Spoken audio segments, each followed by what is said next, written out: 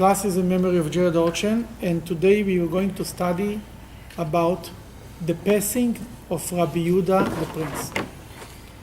Rabbi Yehuda Hanasi, as he's called, he was named by the Jewish people Rebbe. They called him Rebbe, like the Rebbe was called Rebbe.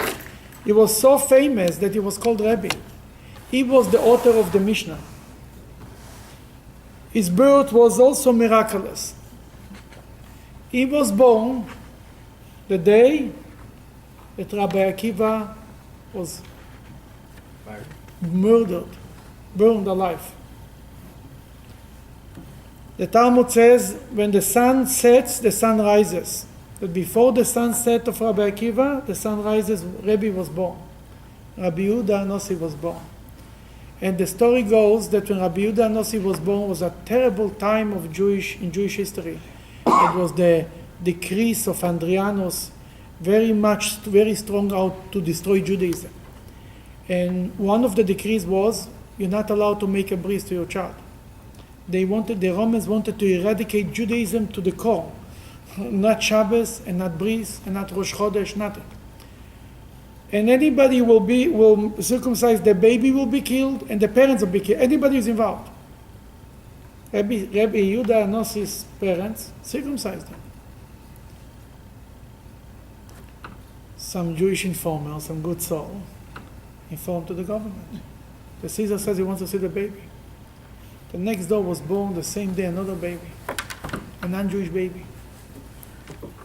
And the mother, the two women, exchanged babies, and they took him, and that's how they saved his life. These two grew up to be leaders. One was Antoninus. I just say it in English.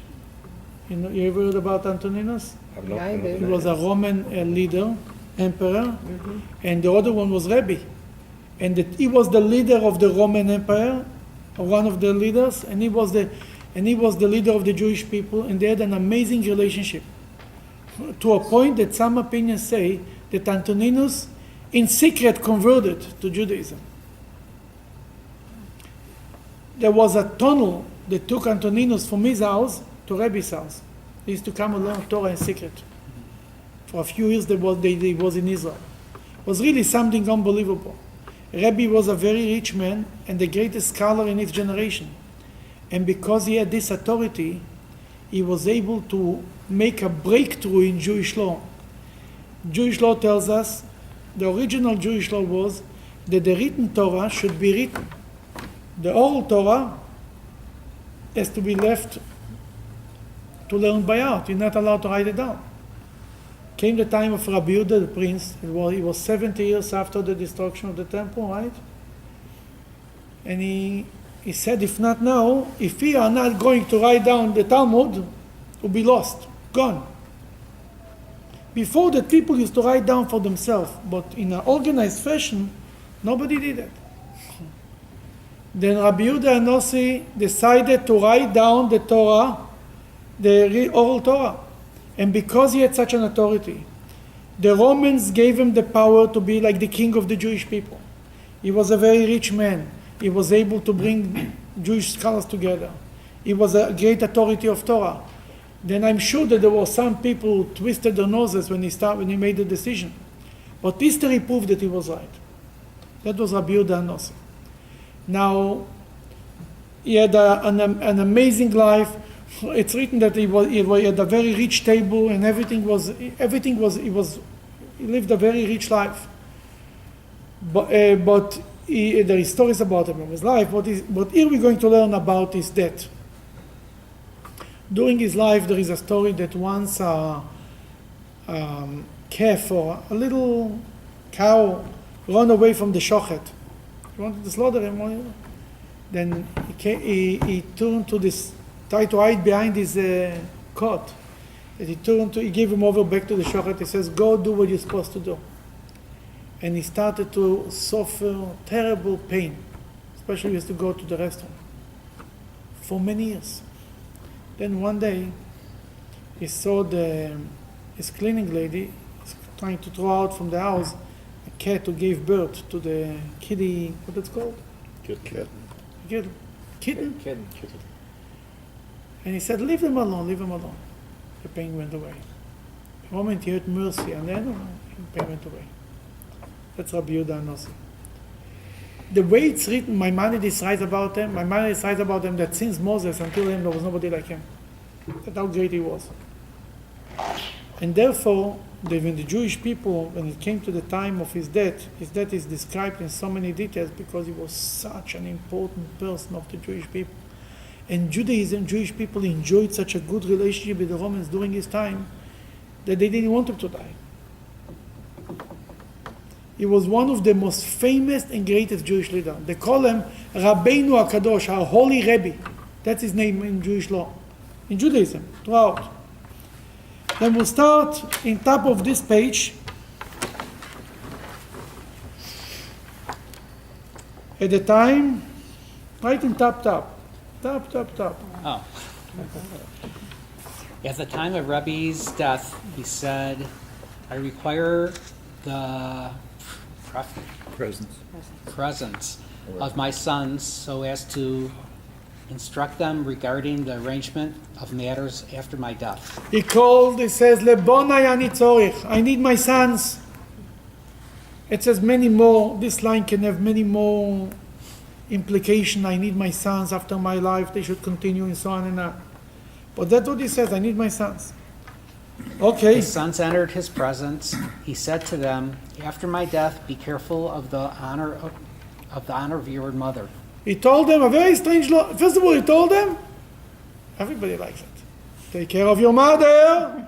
Be nice to your mother. That was the first thing he told them. Before, he's a leader of the whole Jewish people. And he has to divide the whole thing. Who's going to be the leader? And who's going to be the rabbi? And who's going to be this? First thing he told them, take care of your mother. That's a nice Jewish husband. Then he told them, let a lamp burn for me in its usual place. He said after he dies, the lamp on his desk, wherever he sits and learns Torah, should continue to burn, like when he's alive. Don't change anything. Let the table be set for me in its usual place. The table should be set. Nothing should be touched. Let the couch arranged for me in its usual The place. the bed should be like everything is alive. In the Chabad, if you come to 770, the Rebbe's room is completely intact. Nobody knows anything. As it is. The previous Lubavitcher Rebbe, who passed away in 1950, his office is intact. Exactly as it was. Because it's all based on this. Because when everything is intact, the tzaddik, the presence of the soul of the tzaddik is still in the room, of the righteous man is still there. The moment you divide everything, you throw everything up and you give up everything, you lost it. And you try to keep it intact as much as possible. Then he told them, Yosef of Haifa and Shimon of the tribe of Ephraim. They served me during my lifetime, and they will serve me after my death. okay, he says, my two shamoshim, the two gabbais, the two assistants to help me when I was alive, they should help him when he's after his death. What it means, we'll learn later. The Gemara now examines Rebbe's various statements. It begins with the one that relates to our sugya. Be careful of the honor of your mother. The fact that Rebbe found it necessary to say this implies that without his command, they would not have been obligated to honor their mother. The Gemara finds this difficult to understand. Yeah, the Gemara says, Rebbe has to call his two sons who were late. They were not 5-year-old kids who tell them, be nice to your mommy. They were the next leaders. You have to tell them to honor their mother? Continue. But the obligation to honor a mother is of biblical origin, for it is written, honor your father and your mother. Why did Rebbe need to instruct his sons regarding this in the matter? parsha of this week, you're going to learn the 10 Commandments again. Kabed esovicha v'simecha. Honor your father and mother. Well, there's no discussions about that. Every child in the world knows about that's one of the 10 Commandments. Rebbe, the leader of the Jewish people, has to tell his sons to honor their mother? What's going on here? It doesn't make sense. Okay, continue. The Gemara answers, the woman Rebbe referred to as your mother was not their true mother, but only their father's wife. Rebbe instructed his sons to honor her nevertheless. It was not the mother of the sons. Rebbe, probably the first mother passed away, and later he remarried Rebbe, and he told them, treat her like your mother. Even that biblically they are not obligated. That's why he needed to make a point. Okay. The Gemara asks further, but the obligation to honor a father's wife is also of biblical origin. There is not written honor your mother's wife, your father's wife, but the line honor your father and your mother is expanded to much more than just father and mother. What do you know about it? Honor your father and mother, who else you have to honor? Your older brother. You ever heard about it? You have to honor your older brother? That's what my Your brother tells oldest me. brother, huh? That's what my brother tells me. Oh, you have older brother? You have to honor your oldest brother, as you're going to learn in a minute, yes. And here it comes from this story. So you'll see how is it go? How we learned it. Yeah, for it has been taught in the Braise. The verse states, honor your father and your mother. The phrase your father contains the word es. S. This is a reference to your father's wife. Okay, what's going on here? It's written, kabed et avicha ve'et imecha. Really, the Torah could write kabed avicha ve'imecha. The word et, and, is superfluous, it's extra. Then whenever there is a S, there is a whole discussion in Talmudic rabbis when the S, the word S, and is meaning more than just. When the Torah adds a word, they want to expand it, they want to make this order, this law, a little wider, a little more inclusive. Then what it says, who is et? Go ahead. Then et avicha, the word es, means not only your father, but his wife too. Your father's wife. And then it's written, ve'et imecha, and your mother. Go ahead, the phrase. The phrase and your mother also contains the word es. Mm-hmm. This is a reference to your mother's husband. Aha. Thus, Then one second. Then we have here, once if your mother married, you have to honor the husband because it's a part of honoring your mother. Is to honoring his wife. When you honor your father, you have to honor his wife because it's a part of honoring your father. That's S. And it's more extensive. And furthermore, continue. Thus, And by the way, there is a rabbinic law to honor your in-laws. Just by the way. Not everybody likes to hear it. thus, one is obligated to honor the spouse of his father or mother. Mm-hmm. The extra letter vav of the verse and your mother is It's written ve'et imecha. Kabed et avicha in extra letter vav. From extra letter we learn something also. is expounded to include your elder brother in this commandment. Your older brother, you have to honor, you're the oldest one? Tell it to your brother. I'll see how far it goes. Exactly. Then you have to, not all the old, let's say I have a few older brothers, no. The oldest in Jewish law, for example, the firstborn son, is like an extension of the father, of the parent. That's why there is something about honoring him too. The oldest brother takes, if you see in big families, you see it, the oldest brother usually takes a lot, is more like the father or more like the parents than the rest of the family. Then that's what you learn from the ve'et, the extra letter. Then you have to honor your brother. Go ahead. Why then? Why then did Rebbe find it necessary to instruct his sons to honor his wife after his death? Then even this is written, we learn from the text, from honor your father and mother, even, let's say it was not her mother, was Rebbe's wife. But this also they should know that they need Rebbe to tell them that 5 minutes before he dies. Go ahead. The Gemara answers, those words that one must honor a father's wife or a mother's husband apply only during the lifetime of the parent. But Aha. after the parent's death, this obligation does not apply. Aha. When the father is married to this woman, as long as the father is alive, out of respect to the father, you have to respect this woman too. The same thing if your mother is married to a man, out of respect to your mother. But after they die, you no obligation, they are strangers. Rebbe told them, make sure you respect the woman after after he dies too. That's why he needed a special order to tell him that to begin with, to call him into the room. And here we learned one thing: if Rebbe says something, there is a reason. It's not for nothing. Very important law to learn. Now we're going to the second part that Rebbe said. Rebbe said, continue. Rabbi said, let a lamp burn for me in its usual place. Let the table be set for me in the usual place. Let the couch be arranged for me in its usual place. The Gemara asked, what was the reason Rabbi gave this instruction? Yeah, why? You never heard it before. Why this business of leaving everything intact?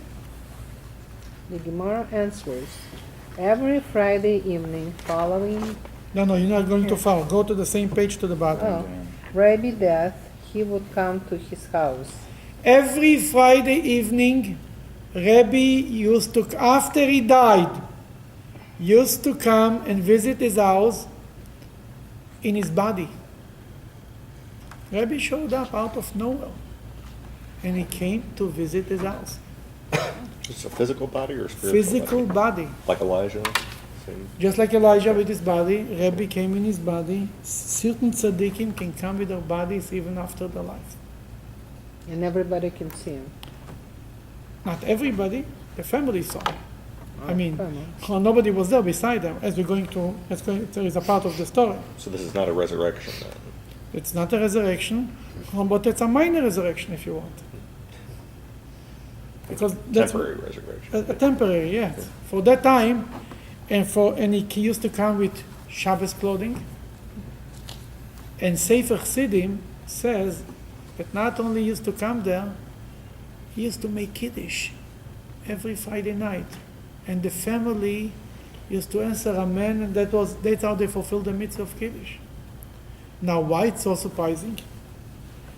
Because when a person, as long as we are alive, a person is alive, he's supposed to fulfill mitzvahs. He's obligated in mitzvahs. A person died, he's not obligated anymore in mitzvot. Doesn't have to do mitzvahs. For this, we have the custom that we go to a cemetery, we'll cover the tzitzis. Because if you go with the tzitzis on, we are kind of insulting the dead because they cannot do mitzvahs. Now, somebody who's not obligated with mitzvah cannot make Kiddush or somebody who's obligated. You understand the problem? Let's say already, if I'm not obligated in this mitzvah, I cannot do it for somebody who's obligated. There are mitzvahs that certain people are obligated in, others are not. I'll give you an example. An example that it's politically correct. There was once in 770, in Israel they have 1 day Yom Tov, right? In the diaspora, 2 days Yom Tov. Once the Rebbe walked into synagogue, and the second day Yom Tov, and the Israeli Chazan is standing to daven. The Rebbe turned around and said, he is not obligated second day Yom Tov, even if he observes that's his choice. But we are obligated. That somebody who's not obligated cannot, the Chazan fulfills the mitzvah for the congregation. He cannot be the Chazan for people who are obligated. You understand what I'm saying? If Rebbe is making Kiddush on Friday night, it means that when he came with his body, while he was in his body, he was obligated to do the mitzvah. You understand? And that's what he says. The Talmud says he used to come every Friday night. And he therefore required, finish the line. Yeah. He therefore required the lamp lit, the table set, and the couch arranged. The Gemara recounts the incident go ahead, continue. to an end.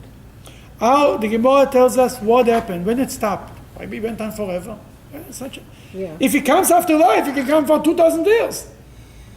What happened? It stopped. Unbelievable. Go ahead. On a certain Friday evening, a neighbor woman came and called out at the door.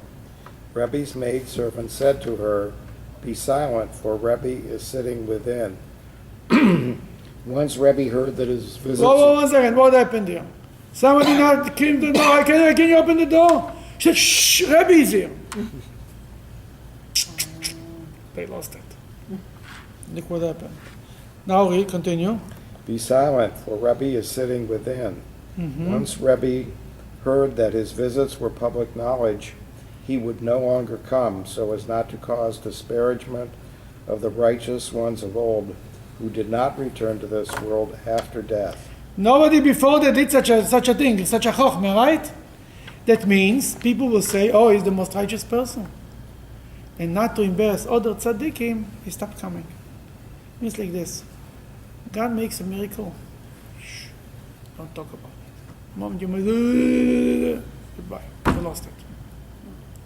So many things were like this. There was a woman who came into the Rebbe, and she asked for the Rebbe a blessing for children.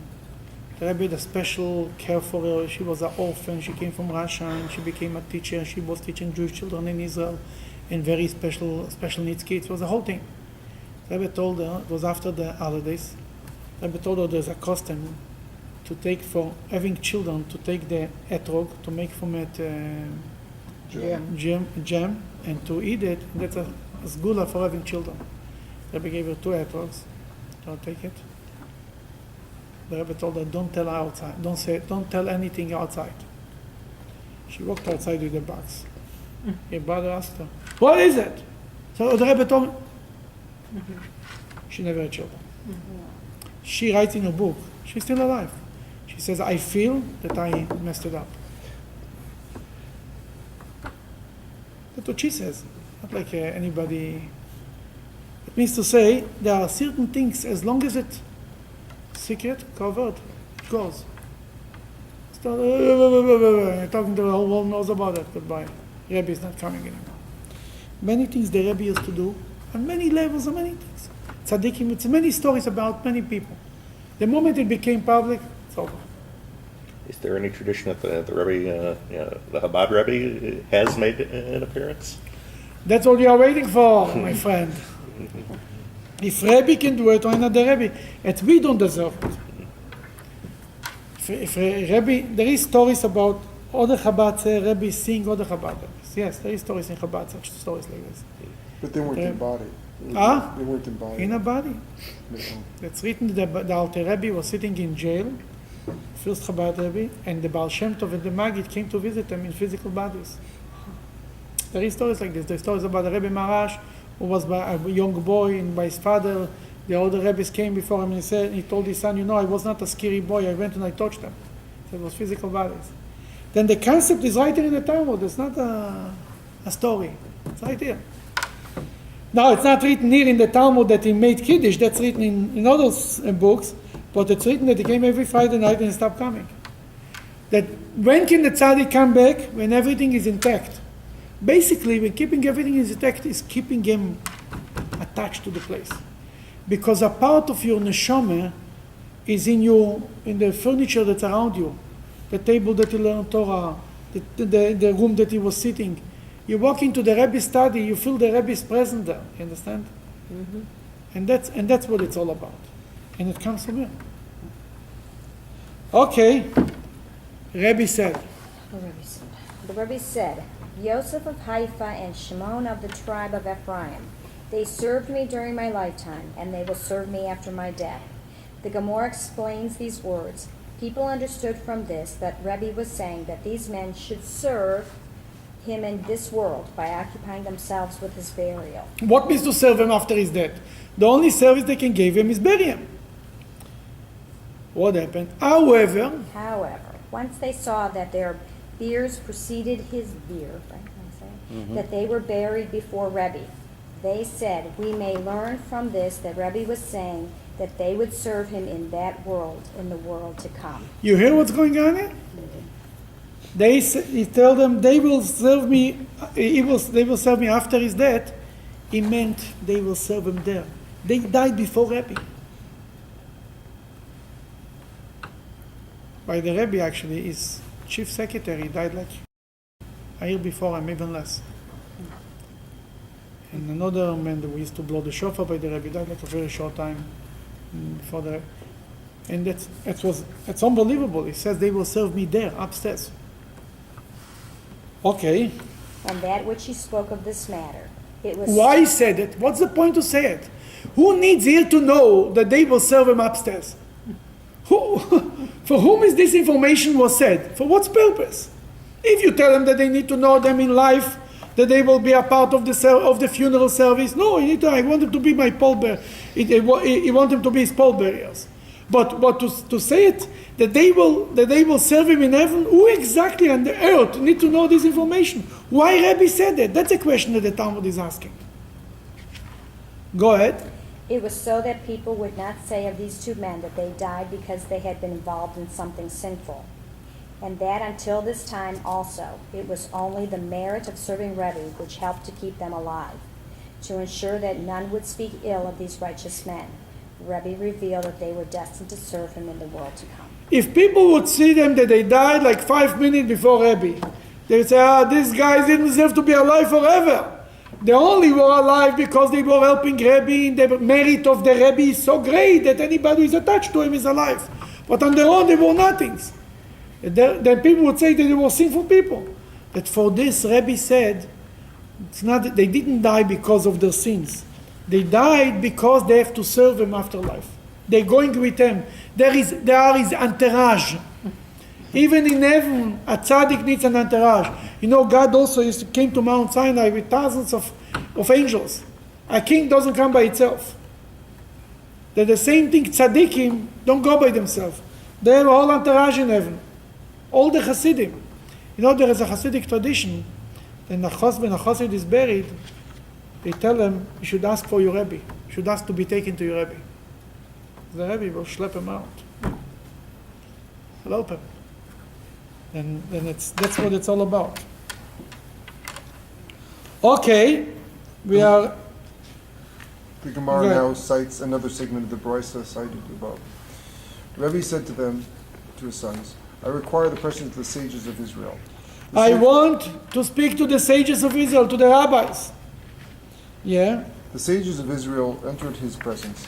Rebbe said to them, do not eulogize me in the towns. Do not eulogize me in the towns. What does this mean? Rebbe he died in Tzipori, and he was buried in Bet Shearim. We know where Rebbe is buried, we know where the place is. And from Tzipori to Bet Shearim, he had to go in was a long funeral. That he said, in the small towns, don't eulogize me. Don't stop in every town. Eulogize me in the big places only. Okay, that's one thing he said. And reestablished the academy to study Torah immediately after 30 days passed following my death. There is a Jewish law that when a great rabbi dies, everybody stops to learn Torah and they go out to pay tribute to the rabbi and attend his funeral. That's why you see in Israel there's huge funerals, probably 500,000 people, 700,000, because it comes from here. And you have to go stop everything, because really, in Jewish law, you're not allowed to waste a minute of not learning Torah. Every Jewish man, just for your information, is obligated in every free moment to learn Torah. Learning Torah is not just, I learned already, I know it already. It's not like learning is some other learning. You have to learn Torah for the sake of learning Torah because it's the wisdom of God. Now, if you have to go to work, you're allowed to go to work. You need time to sleep, you have to sleep. You have to eat, you have to eat. But anything goes that it's not a need, you have to learn Torah. Then who says what's a funeral? If there is people taking care of the person, well, you don't have to go.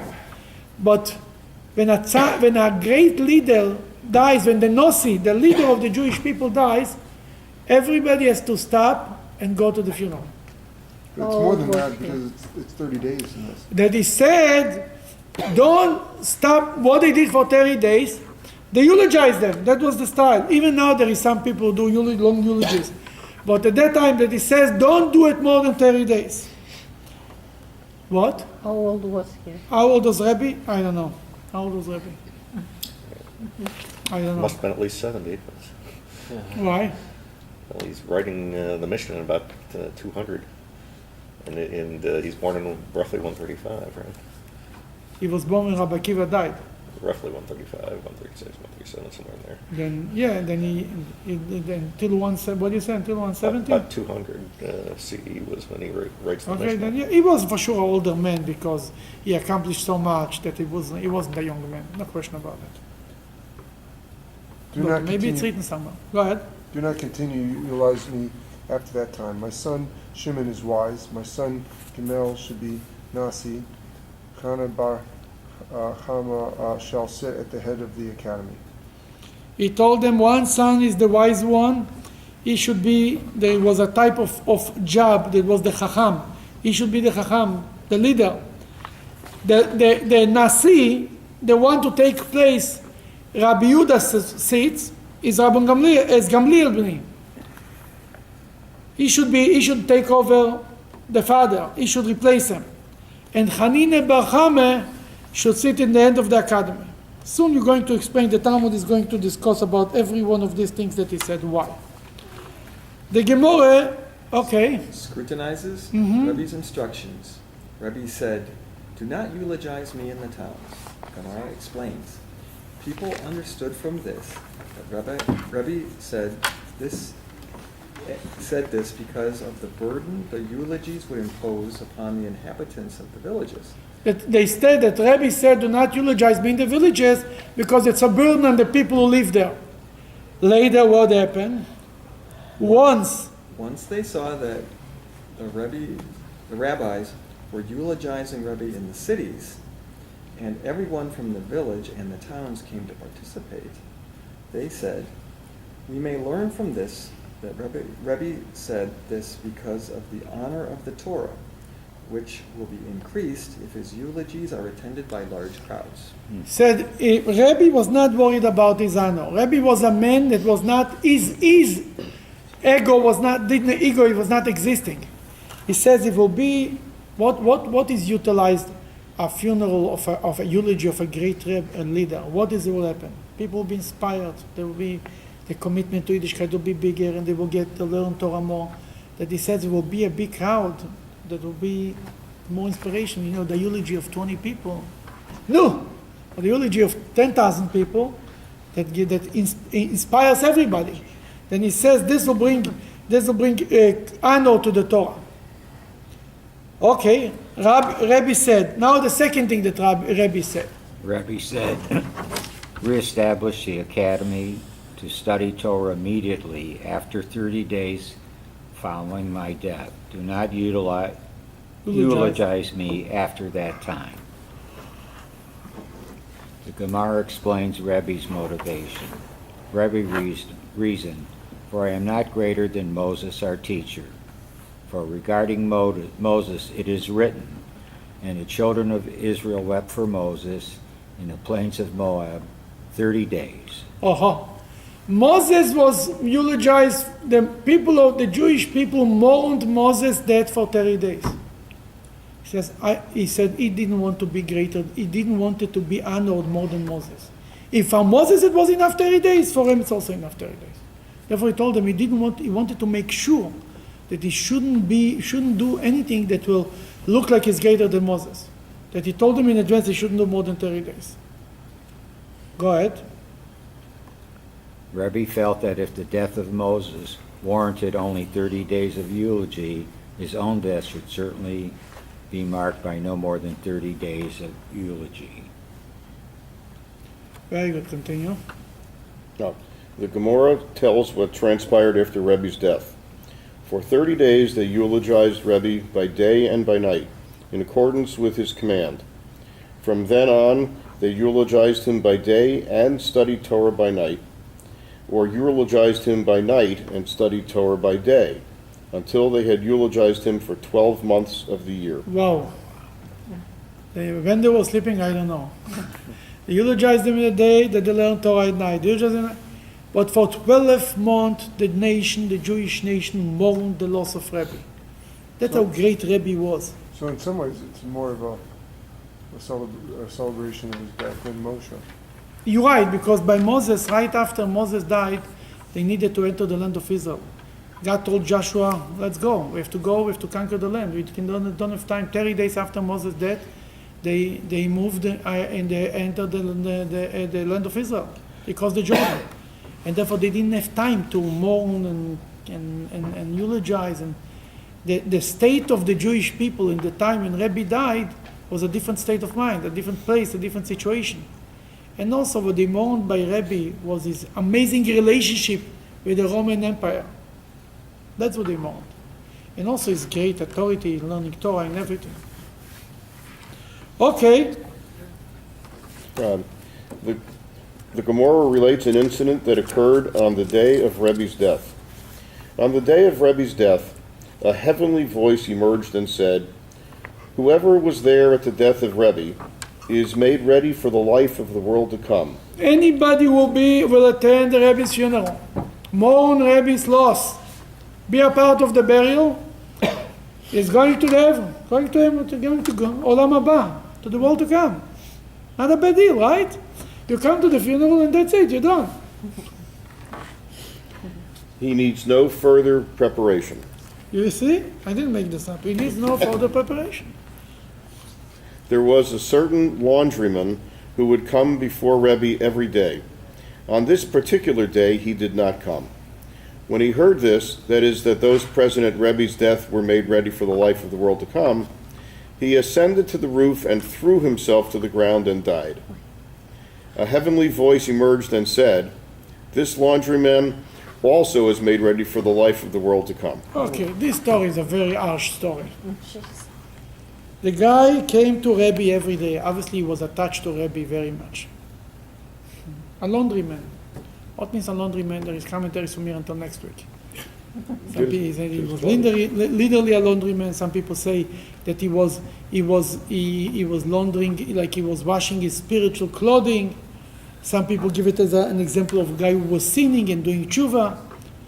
Whatever the laundryman was, he was not the regular guy, the regular typical guy who comes to Rebbe. Rebbe had probably scholars and yeshiva, you know what I mean? He was a simple Jew who attached himself to Rebbe. He missed the funeral. I don't think he was that was so much that he felt that he would not go to heaven. Therefore, it was a guy who was attached to Rebbe for whatever reason in the world, very attached to him, and missed the day. That day he missed. Every day he was there, but the right day he wasn't there.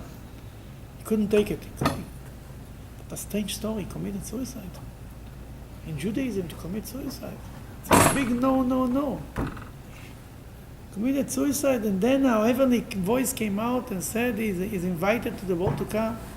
There is again a million commentaries who say they didn't really commit suicide. He was on the roof and he jumped because out of suffering and didn't realize he's going to die, and he died. And some people say he flew away from the wind. Whatever the story is, it means to say that he was so upset that he missed. He couldn't say goodbye to Rebbe, let's say, that he couldn't end life. It doesn't have to be that necessarily he physically committed suicide. You understand what I'm saying? There is a story, for example, about Rabbi Lozo ben Dordayo, that he cried until he died. You understand what I'm saying? It means to say he couldn't handle life and he died. One way or another. He was so attached to Rebbe, he went with Rebbe. Wherever Rebbe went, he went with him. To have a path to go with Rebbe is not bad. Rabbi stated. Okay, my son Shimon is wise. The Gemara asks, what was Rebbe saying with this? The Gemara explains, this is what he meant to say. Even though my son Shimon is wise, my son Gamliel shall be Nasi. Okay. The Gemara, One second. Okay. Even my son Shimon is wise, and usually the person who is the greatest scholar in the Torah becomes the next leader. Gamliel Bni should be the leader. Okay, now continue. The Gemara quotes an exchange regarding Rebbe's command. Levi said, was it necessary for Rebbe to say this, that Gamliel was to be Nasi? He would have been appointed Nasi in any case, since he was eldest, and would thus assume his father's position by right. Usually the oldest son becomes the next leader. Then why he needed to say, even my son Shimon, Gamliel was older. Then Gamliel would take the job no matter what. Why Rebbe needed to make a point about that? Okay. Reb Shimon bar Rebbe replied to Levi, it was necessary for you and for your lameness. Had Rebbe not articulated his wishes, the position of Nasi would not have passed to Gamliel. He says, he basically, Rabbi Shimon was a little angry with Levi, who is driving him crazy about that. And you remember about his lameness? Didn't we learn a few weeks ago about somebody who got lame? Yeah. We learned about him because he was asking God about, we learned about the droughts. And when there is a drought, there is some people pray to God. And he prayed to God, and he prayed to Arsh. He said Arsh words to God, God, how you forget about your Jewish children, your children? And he was lamed, and the Talmud says he bent the wrong way, and therefore he was lame. It's the same thing. He basically told him, your lameness, you are asking too harsh questions that are not in the right place. And he says, Rebbe needed to say it. And the Gemara now is proceeding to explain why Rebbe needed to say, even Gamliel was the oldest, what was the conversation? What Levi wanted, what Rebbe said. Okay. The Gemara questions Rabbi Shimon bar Rabbi's reply. What difficulty did Rabbi Shimon bar Rabbi have with Levi's assertion that Gamliel would have been appointed Nasi by right? Behold, a verse has stated explicitly that a father's position is inherited by his eldest son, as it is written. And the kingship King Yehoshaphat, gave to Jehoram, for he was the firstborn. Okay, we see in the Bible that the king Yehoshaphat, who was a righteous king, gave to his son, what's his name? Jehoram, who was not such a holy man. He appointed him to king because he was the firstborn. Obviously, Levi was right. Gamliel would be the leader no matter what. Why is Rabbi Shimon getting upset at him? You and your lameness. He said something. It's practiced by Jewish law until today. Usually, the oldest son, he will be the next rabbi, the next leader, whatever it is. Was Solomon the oldest son? Very, very good. Wow, that was good, Bocher. Continue. Wait, before, I have a question there. They're mentioning Levi, right? A couple times. Yeah. Who's he in this whole thing? Levi is a Talmudic scholar. Levi is a name of a Rabbi Talmudic Shimon bar Rebbe replied sharply to Levi, yeah. Levi is the name of a Talmudic scholar, and Rabbi Shimon answered them. Yeah, then continue. We see that in the normal course of things, an eldest son ascends to his father's position. Why then did Rabbi Shimon bar Rebbe state that without Rebbe's express command, Gamliel would not have been made Nasi? Why, if Rebbe wouldn't tell them clearly, I want Gamliel to be the leader, they would make him. In every case in the Torah, in Judaism, usually the oldest, not in the early years. In the beginning, it didn't work like this. It was Jacob, not Esau. It was Ephraim, not Menashe. It was Joseph, not Reuven. It was Isaac, not Ishmael. Didn't work in the beginning. It was Moses, not Aaron. It was based on merit. But here we say we go by the oldest. Because later, Yehoshaphat appointed his firstborn son. The Gemara explains from Shimon bar Rebbe's view. Go ahead. This one, i.e. Jehoram, was the best suited among his brothers to fill the place of his fathers. Therefore, Yehoshaphat gave him the kingship. Rabban Gamliel was not the best suited among his brothers to fill the place of his fathers, for he was less wise than his brother Shimon, i.e. Rabbi Shimon bar Rebbe. Therefore, without Rebbe's express command, he would not have been appointed Nasi. Okay, it's usually the oldest, if he's wise enough, if he's the wisest one. But where we see not, we learned it from Solomon. King David had many sons, Avshalom and this, and yeah. Who became the king? Solomon. Why Solomon? Because he was the wisest of all of them. Then we see, he wasn't the youngest, he was the wisest. He was the firstborn of Beersheba. Yeah, Shekoyach, but he had 10 firstborns. And then we see that with Yosef too. But it goes by the firstborn of the father, not the firstborn of the mother. Firstborn of the father. It was not Solomon. It was not Solomon. That's why Avshalom wanted to be the king. But it was wiser that we see that not always goes by the firstborn, it was by the one who is suited to the job. Then if not, if Rebbe wouldn't tell Gamliel should be the leader, just that he's the firstborn wouldn't make it. Because he wouldn't do it. Because Shimon was wiser. Therefore Rebbe had to call his sons and says, yeah, Shimon is wiser, I know. Still Gamliel should be the leader. So, Rabbi, why did they make the rule that it was why didn't they make a different rule? It should be the wiser one? or whatever. Because it goes by the oldest one. Because the firstborn from the Torah has merit that no other children has. By Jewish law, the firstborn inherits a double portion. The firstborn has to be redeemed. The firstborn is like as we said before, is the representative. The main part of the parent comes out in the firstborn. And that's why, where we see it, who is the ultimate firstborn? Adam. The ultimate firstborn.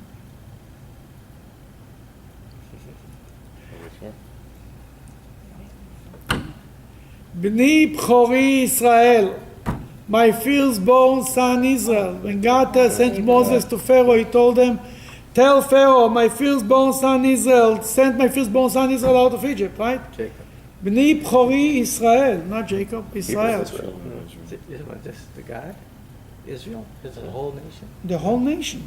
B'ni Bchori Israel, the whole nation is my firstborn son. That we see that the firstborn son, that's why the firstborn son is the most important son. Because God called the Jewish people the firstborn son. And therefore the firstborn son is that's one. If there is a younger son, he's wiser and he's more suitable to the job, then the younger son takes. Then we need to find a reason why the younger son. But the natural way should be the oldest. And it makes things simpler. If you start the younger son, who is wiser, how are you going to measure it? You give him an IQ test. There was so many.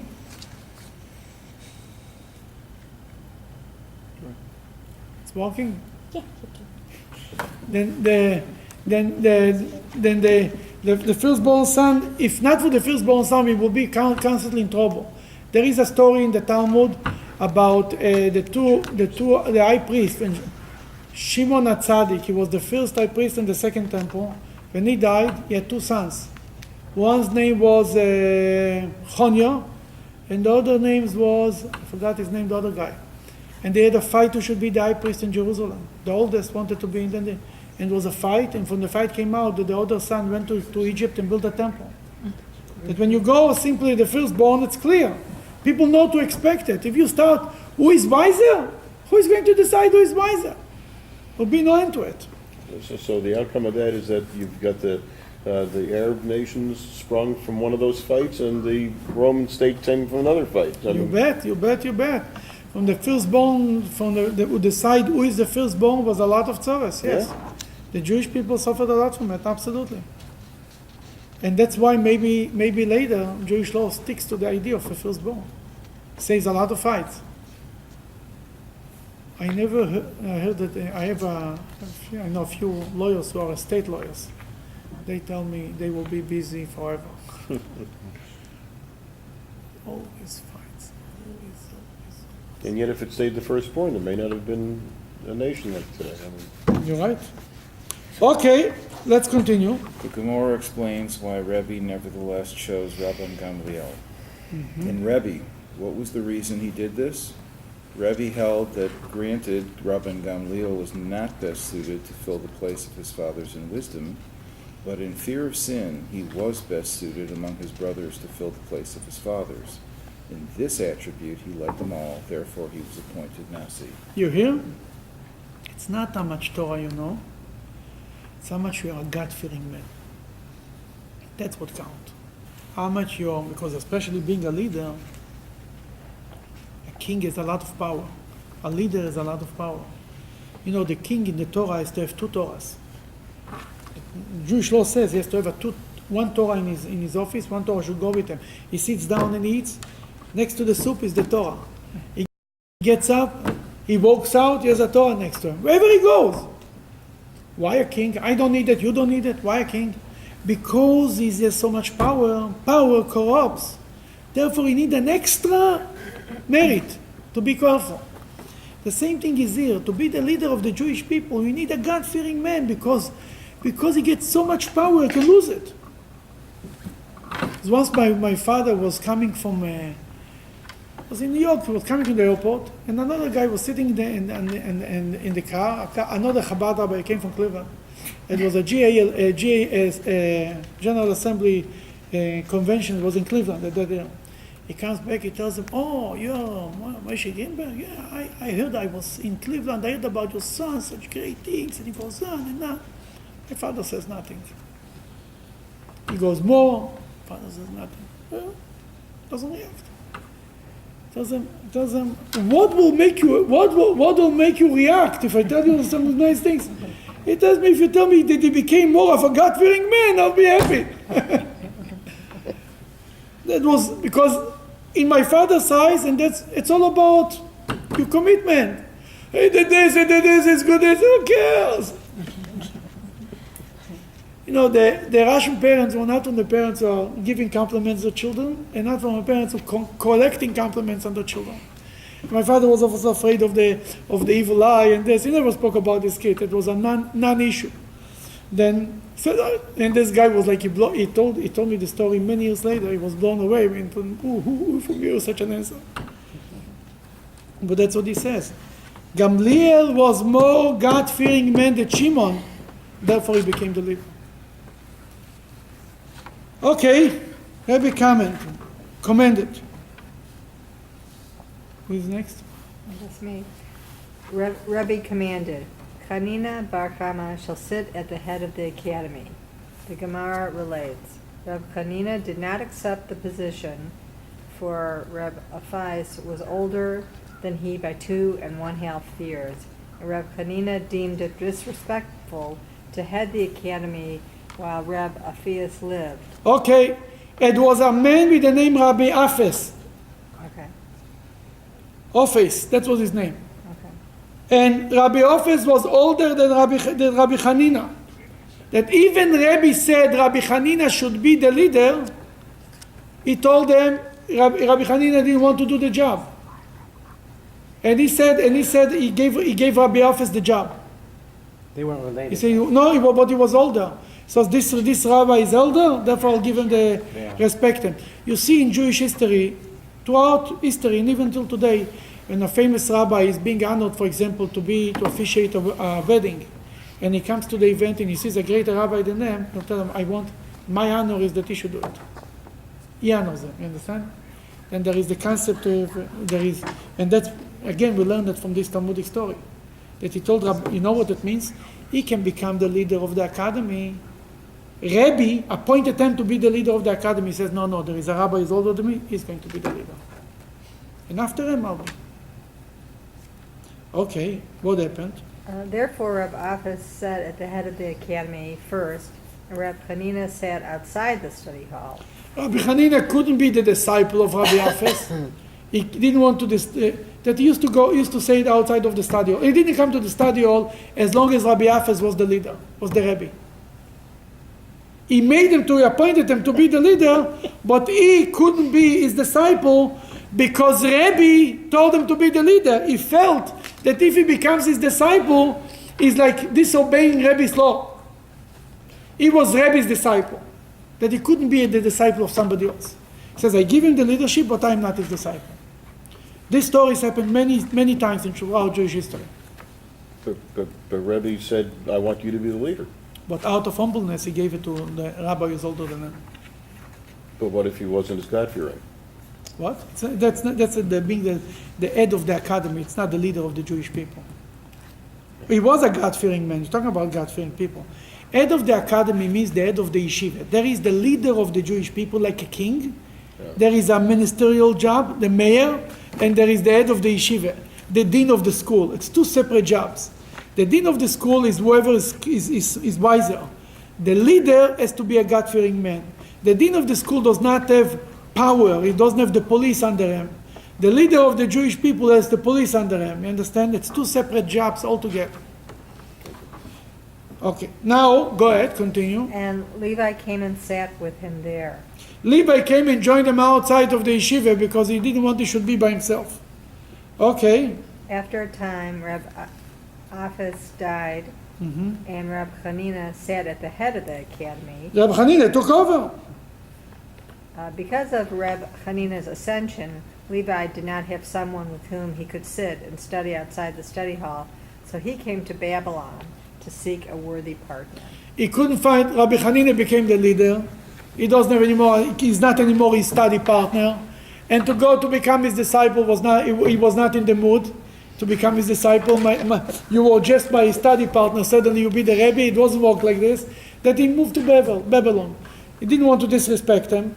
And when there is a great rabbi and you cannot, for example, great rabbis that the fathers were in town, in many times the fathers moved out of town. Because it didn't make sense. His father will walk in, he has to respect his father. It doesn't work. Just moved out of town and finished. Same thing here. It's almost like a partner.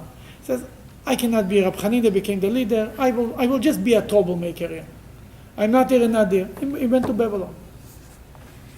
Okay. The Gemara cites a related incident, and this is accord with what sages once said to Rav. A great man has come to Neherdia, and he was limping, and he thought that wearing a tiara in a public domain is permitted on the Sabbath. What's a tiara? A specialette. Yeah. A crown? Crown. There's a whole discussion if a tiara could be carried on Shabbat. Can you, whatever you're allowed to wear. You cannot carry things on Shabbat, but you can wear things, right? Is the tiara considered wearing or considered? Well, the question is it something that you take off and you show how beautiful it is? If it's something you take off, you cannot wear it. If something that you don't take off in the middle of the street, you can wear it. Levi came from outside from Israel, and he started to teach you can wear a tiara on Shabbos. And they told it to Rav. Rav was the leader in Babylon. Was a very famous rabbi. One day we'll learn about him too.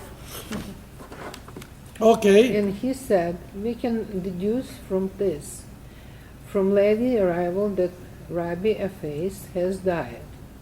And Rabbi Hanina now sits in the head of the academy. And Levi, therefore, did not have someone with whom he could sit and study. Rav already figured everything out. Yeah. He says, this guy is here, the guy is limping, it's Levi. Levi is here because he lost his study partner. His study partner became the rabbi. From this I know that Rabbi has died. Everything makes sense now. Sometimes you hear somebody came, you say, you on your own you already make the calculation. He probably couldn't come to this issue. That's why you end up here. His wife went out of town, therefore he's early in shul, and everything makes sense. From one act, you can understand 5 steps ahead if you know what's happening. If you know the situation. Right. And he therefore came here to Neherdia to seek a partner. To seek a partner. So therefore he comes, he gives us no laws, and he gives me a headache. Now we have to deal with him because he's coming from Israel. Yeah. I can say how Rav said by the end of the conversation, now we'll have to deal with them. Okay. It's time. Okay, we will finish right here. No?